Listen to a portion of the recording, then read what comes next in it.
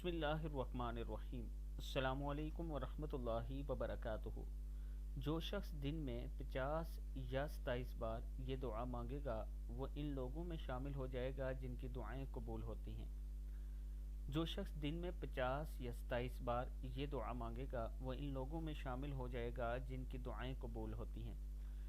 دعا ہے بسم اللہ الرحمن الرحیم۔ اللہم اغفر لی وللمؤمنین والمؤمنات والمسلمین والمسلمات۔ اے اللہ میری اور تمام مومن مردوں اور عورتوں کی مغفرت فرما اور تمام مسلمان مردوں اور عورتوں کی مغفرت فرما۔ جو شخص دن میں 50 یا 27 بار یہ دعا مانگے گا وہ ان لوگوں میں شامل ہو جائے گا جن کی دعا قبول ہوتی ہے اور ان کی برکت سے زمین والوں کو رزق ملتا ہے۔